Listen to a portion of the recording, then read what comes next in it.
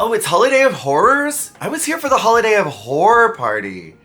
Hi, hello everyone, my name is Jer, and I just wanted everybody to be together for Christmas. Today we are going to be ranking all 9 looks from Dragula Titans 2, the Holiday of Horrors episode. I said before in my review, and I will say it again, I wish that this had been Garbage Pail Kids Challenge. The Boulets said on their podcast they were confused why people wanted dolls, but we had the Chucky people there. I know they were dressed as witches, but I would have loved if we had gotten another filth-themed version of Garbage Pail Kids, because Garbage Pail Kids was Boots. It was so bad. Holiday of Horrors just happened and it was done very well. I would have loved to have seen it scooted forward a couple more seasons, shown us it again, maybe in like season 8 or 9, maybe even Titans 3. But I feel like it was just a little too soon to bring it back out to breathe. As I say every week, I am not here to critique the drag because alt drag is already so heavily critiqued. I will provide reasons why people ended up in a position that was higher or lower than someone else, but it's not meant to bring down the art at all. And I will say, this is actually a week where I liked everybody's looks in different ways, and so it was very difficult to figure out how to rank them. There was only one look that I just didn't like for the challenge, and then everyone else is just various levels of where did you fall as far as I liked you. So let's start in number 9, which is, I guess I just gotta say it, Eva Destruction. I'm sorry, I really don't like this look for a holiday episode. I enjoy the look for a Dungeons and Dragons challenge. Dungeons and Dragons, these nuts. But it's not holiday to me. It's Harpy, which is really cool. I love the color saturation. I love the exposed breasts category is for this episode, titties. I love the details of the claws. I love the texture of the wings and the colors that were used to paint those. The way that there's different shades and variations of red. It's all visually striking and I'm super impressed with the artistry. I would never look at this and say holiday. I would never look at this and think Valentine's Day. I would fully think that this was some type of monster challenge, something in the D&D universe, knowing Dragula. I will say my favorite detail of this is the actual human hearts and not the cheesy normal craft store hearts. Can we talk about this, by the way? This is inferior to this. And I'm sorry to everybody who uses this. This is crazy. In the number 10 spot is Blackberry. I'm sorry, this look kind of makes me laugh and I wish that it didn't because it's not meant to be funny or humorous. It's supposed to be gross and filthy and scary, but the way that the mouth is agape, that vacant, no thought behind the eyes expression with those super flat eyelids. I think the presentation of the food, the way that it looks real, it's slimy, it's gross, the body is super impressive. I wish that the face didn't make me laugh. Because otherwise this is such a cool idea and I would immediately gravitate towards this and say Holiday of Horrors. But again, it's not horrific to me, it's funny. Yeah, I don't know, man.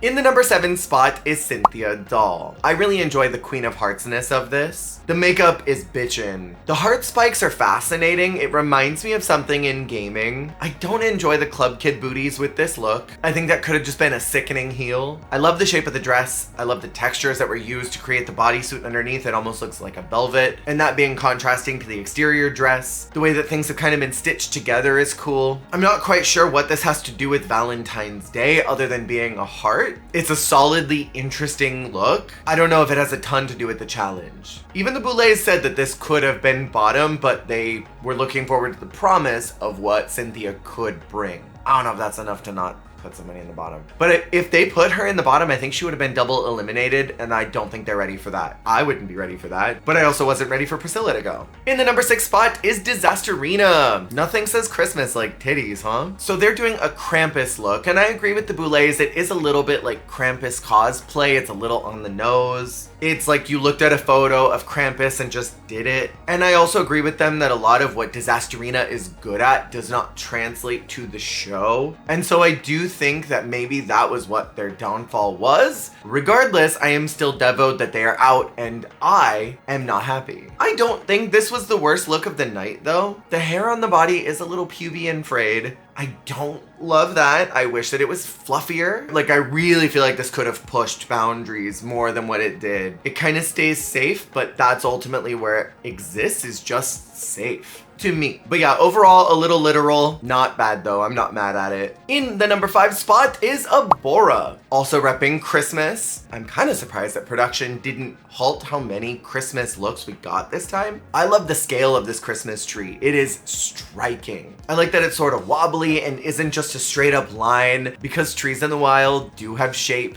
They have movement, they have angles. And the story that I've composed for this is there was a Christmas tree that was so ugly that it did not get picked up off the lot. So it gained sentience and murdered all the people that wouldn't pick it up as a tree. It had this horror montage of all the people that walked by it and said, that's an ugly tree. It picked up that chainsaw and just went and mowed down all their houses. I think it's cool. Do I think this was the winning look? No. I would swap Abora and Jay's wins. I feel like Abora won the Gothic Bridal Challenge, and I feel like JK won this one. But I also would have swapped Blackberry and Eva's wins. What I really love about this, I love the texture and the colors, the drama of this look. It's scary, and anytime you make something really big, you're gonna get, I think, big reactions from your audience, and that's what I get from this. It's sort of cartoon-like, and I think that very much works in Abora's POV. It's a great look. In the number 4 spot is Priscilla Chambers. This is like Mario on a bender.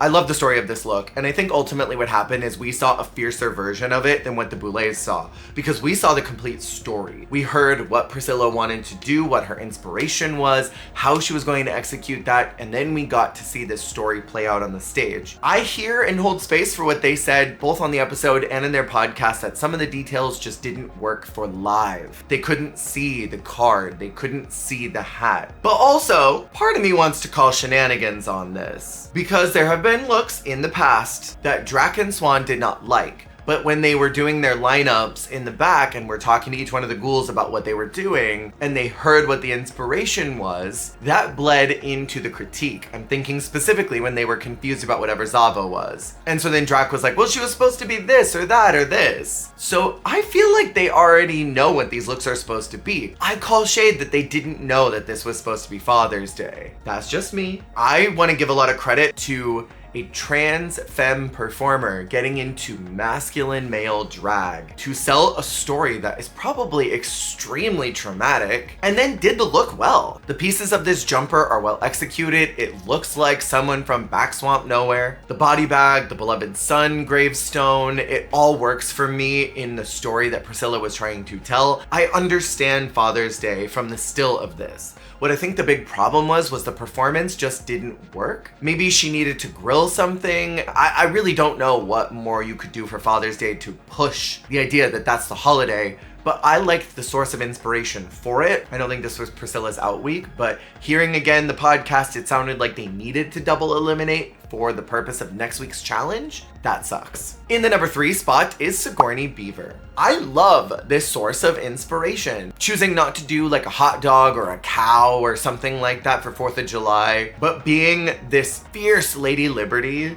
with the shredding and the distressing on the dress. It really pushes this idea that America is dystopian, because it freaking is right now. The spikes are so severe, the hair is beautiful and glam, but the face is not trying to be pretty. It's looking a lot like it's rusted, it's falling apart. The idea of the American dream. Give me your tired, your poor, your huddled masses. That dream is dead. And Lady Liberty is going to town on herself knowing that that American dream is dead. That whole idea is rotten, but it works for the challenge. In the number 2 spot, and y'all are gonna think I'm crazy, is Jiharia. We're doing another Christmas look. That's so many this episode. I cannot believe they did not encourage them to do another look or run that by them or something.